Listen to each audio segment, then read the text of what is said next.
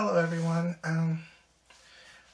I don't usually make videos about my life. I'm not a video blogger, but I have a question, so I need to tell you about something that just happened maybe 20 minutes before I got in the house just now. Well, first, I did a show in Hamden at Bar Bacon Grill, and if you've clicked on my other videos, you've seen my material. One of them was actually at Bar Bacon, the really dark one, and you see how well that went. So this was a different crowd. I went and I started into my stuff. Dead silence. Like, oh my God, what happened? I think that this particular crowd wasn't ready for me to reveal myself to be a tranny. Usually it's a hipstery, very, with apologies to my conservative friends, very liberal. And so I think that I just started doing my stuff, and I got a few chuckles here and there, but by and large the audience wasn't feeling it at all. And Jim, who's running the night, he does like this, means I got 2 minutes left. So I'm like, oh, I don't want to end like this. So I decide that, you know what, screw it. I'm going off book, and I started riffing on the crowd, and instantly the laughter came, and I think I learned a lot about myself and this comedic journey that I'm on. My written material is usually what sells my act, and today it was my crowd work, I guess. At one point, I actually asked them, I was like, so, still shocked about the tranny thing? I'll give you a minute. And I think that kind of broke the tension, and that I was aware of them, and so it ended up being a very good set in the last 2 minutes, and I'm very proud of that. But that is not why I'm making this video.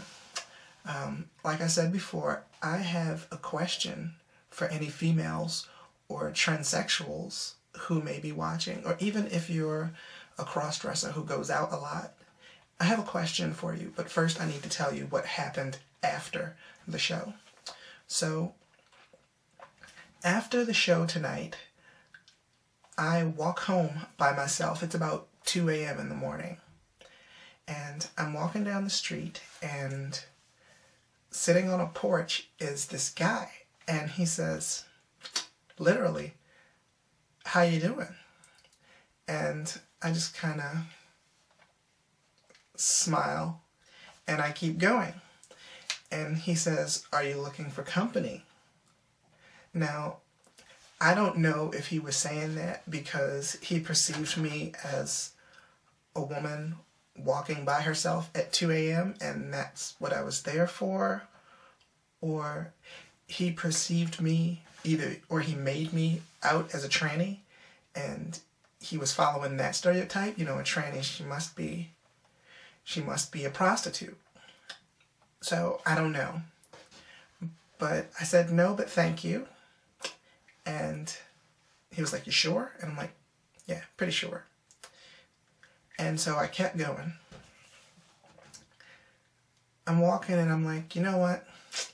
It's about 2 a.m., but we have a 24-hour Royal Farms, so I think I might get some chicken and some of their crack fries. Anyway, so I get about a block, and a man calls out to me, a man in a white minivan, because nothing says trust like a white minivan. So he says, hey, do you need a ride? And I tell him, no, I'm almost there, thank you. And he yells something else to me, and I pretend not to hear him. I get about a block. So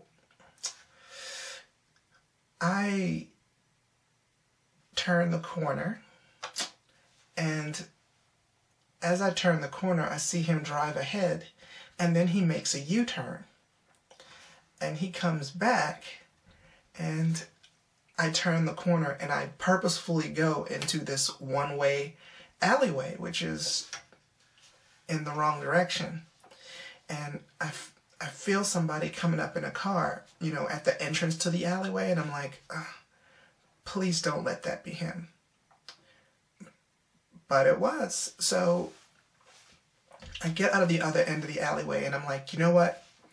Screw Royal Farms. I'm just gonna go home and drink some tea and maybe see if I have something around the house. I don't need the crack fiendishly addictive fries right now. So as I'm coming out of the alley, he's still at the entrance, and he yells to me, "Can I get your number? Can I get your number? I don't know you. You drive a minivan."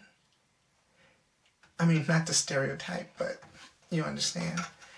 And why would I give you my number? So anyway,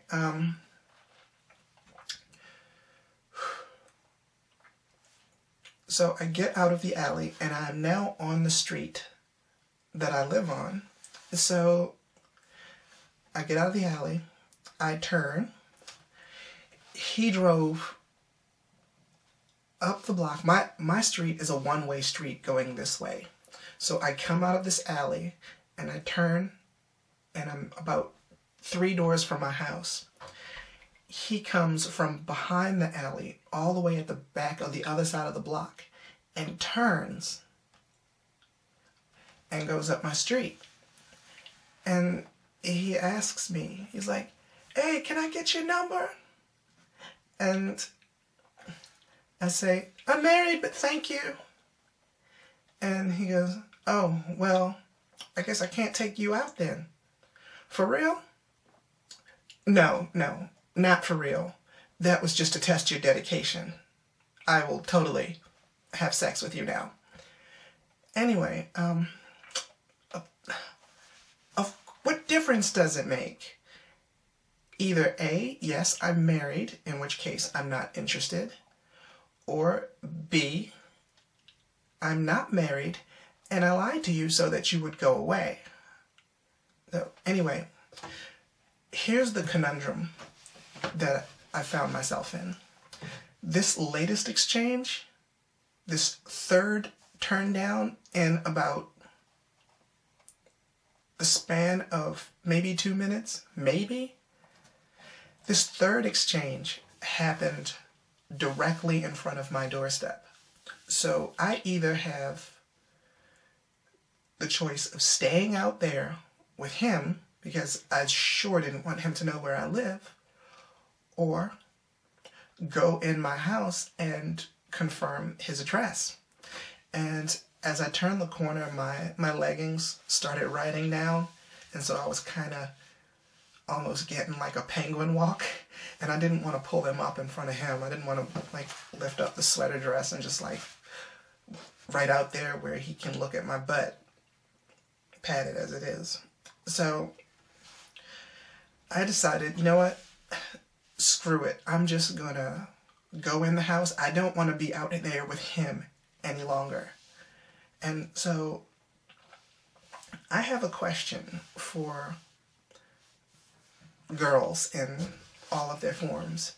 There's still a lot I have to figure out about the whole girl thing. So particularly women who've been born women and transgender people who have spent years full-time.